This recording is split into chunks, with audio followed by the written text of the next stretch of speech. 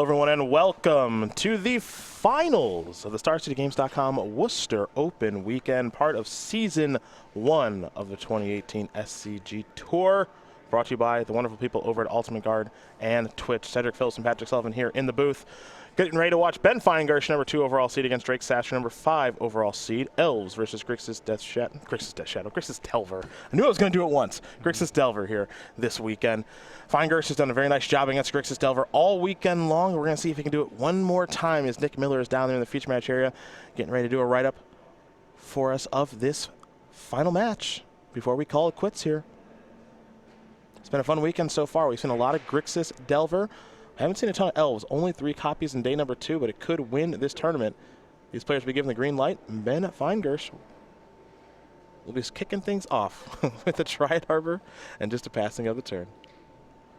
We'll go over to Sasser here, who has a Underground C for Feingersh. It looks to be a slow hand. You said you were surprised about something, partner? Well, nothing on turn 1. Pretty rare. Here's a Zenith. Oh, boy. This is tough. Here's Days. Feingersh will pass the turn back. Another copy of Underground C. Just going to pass again. Can he find a land? All right, Cradle counts. Okay. Cradle definitely counts. There's Queer and Dryad. Queer and Ranger, pardon. Brainstorm in response. Sasser will draw 3 cards. We'll be putting 2 back here in just a moment.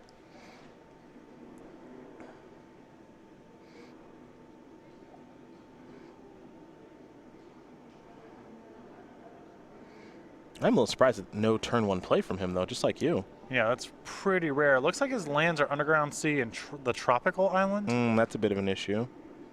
Now, you know, can he actually break out of this Brainstorm lock? He has a fetch land. I believe he has at least 1 copy of Lightning Bolt in hand, but if he's Brainstorm locked, it's pretty bad news. He might be able to, even in that set of circumstances, though, he might be able to plow through it with enough cantrips. This might be a Force of Will. Yeah. Wow, I Feingersh will take that. Moving a Taxium Probe. So away that goes. And now there's Cradle, pass the turn back. The hand there for Ben is 3 copies of Elvish Visionary. This is a Ponder. 1, 2, and 3. Sasser's going to shuffle. Yeah, I think the problem here is Sasser may be without red mana. Okay, so he just needs a fetch to turn on a Bolt or a Volcanic. If he does that, he can kill. Or Wasteland's good now, too. Yeah. There is that. But it's still, you know, no pressure and no disruption here is a really dangerous mix, even if he hits. Well, he did hit. There's Scalding Tarn. That's huge, because here comes Volcanic. And if you bolt this Dryad Arbor, then Feingersh essentially is on no mana.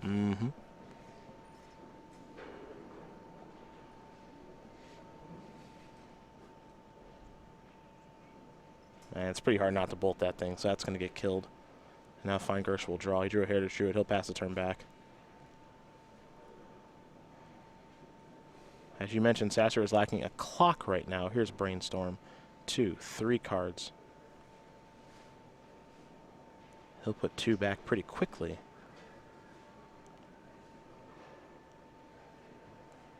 He'll play a Flooded Strand.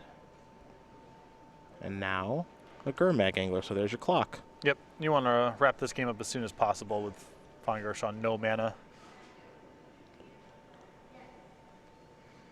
All right, we'll go back over to Ben. Ben will draw a Glimpse, quickly pass. He needed 1 more turn with that Dryad Arbor. He did not get it. Yeah, if he's able to get to Elvish Visionary, the ball might start to roll really fast. But Sasser was able to find a fetch land there on one of his cantrips, and now Feingersh went from 2 mana to 0 mana, and now Sasser applying quite a bit of pressure. Sasser will draw. In for 5. See if there's a follow-up. There's one heck of a follow-up. Feingersh will draw. It's a Dryad Arbor, which does count as a play. Now he can play Heritage. Pass the turn back. The clock is quick, though. And that'll be a Force of Will on Heritage Druid. Okay. And you can bolt the Dryad Arbor. Yeah, send him back down to no mana, and these 2 attacks will be lethal. There's Bolt. And we are all done. Drake Sasser going to win game number 1 here over Ben Feingersh. As Grixis Delver able to break serve, win game number 1 here over Elves. These players will go to their sideboards. We'll take a quick break and get ready to go over them as well.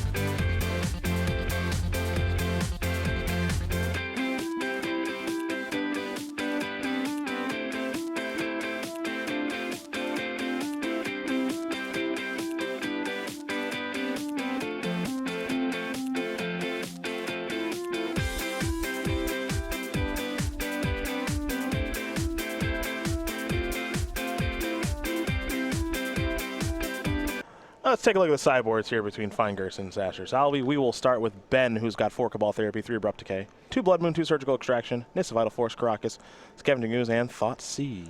We've seen the plan before here. A couple Blood Moons. I'm actually not sure if he's bringing an Abrupt Decay in this matchup or not. I lean towards doing it, but I could also see trying to leave the deck intact. But Blood Moon, Feingersh's primary weapon here. Over there for Drake Sasser. The sideboard's going to look familiar as we've watched we watched Grixis Delver so much this weekend. Not so much of Drake, but he could be your champion here in just a moment. 2 Power Blast, 2 Flusterstorm, 2 Marsh Casualty, 2 Surgical Extraction, 2 Price of Progress, 2 Cabal Therapy, a Dismember, a Diabolic Edict, and an Abrade. Abrade, Dismember, and the 2 Marsh Casualties. A little bit of spot removal and a couple sleepers. Pretty straightforward stuff, truth be told. Nothing too crazy going on here for Sasser. He'll be on the draw here for game number 2. Feingersh will be on the play. He's supposed to take a look at their opening hands, and we'll be underway here in just a bit. Do keep in mind, of course, next weekend, the SCG Tour rolls into Dallas. Matthias Hunt and Ryan Overturf, Nick Miller, and the rest of the SCG Tour crew getting ready for some nice Modern action. And if today's Modern Classic is any indication with 400 people, then Dallas is going to be a pretty popular event next weekend. Get to watch Jason Bloodbraid in action.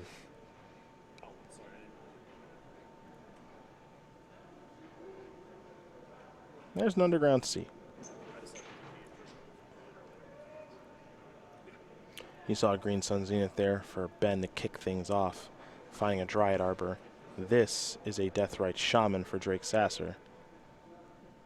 Now we'll head over to Ben, who does have the ability to play a turn 2 Blood Moon.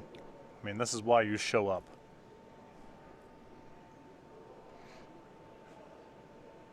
He'll play a Nettle Sentinel first. So I think the plan here is Nettle Sentinel plus Abrupt Decay on the Deathrite this turn.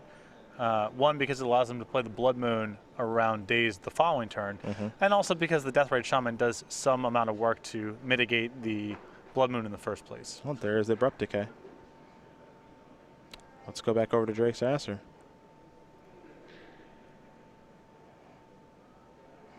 He'll play Wasteland on the Dryad Arbor. This is a Delver of Secrets. And Ben will draw. He's picked up another copy of Nettle Sentinel. He'll get in here for 2. Let's go. Go for it. Connect 4. That's a Force of Will. Still a win. Yeah. You would prefer to lock him out of the game entirely, but Force of Will is not a bad consolation prize. Days the reveal.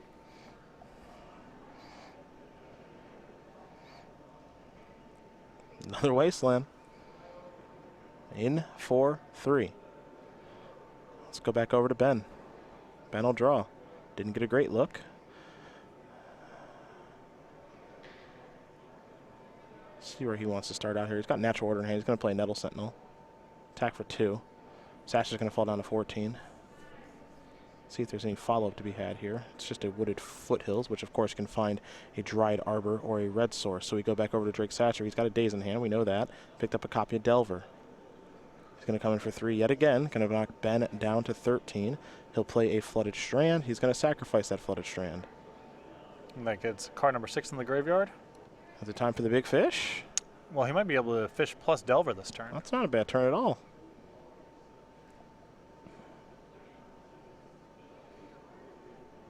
The question will be, is then the leftover days enough to hold off Feingersh from comboing out over the top?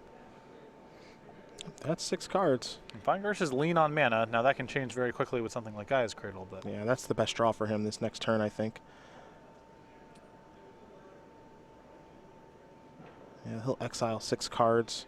Is he going to play the Delver too? Yep. So Ben knows the last card is Daze. yep. He's seen it. You got a couple turns, and you got to be able to beat a days. Yep. I think Sasser down to just the 1 card in hand, which is now known. Yep. Daze in hand. Don't know the top card of his deck. And if Ben draws a copy of Gaia's Cradle, the game's over. Yep. So should be fun. See if there's a good top of deck here.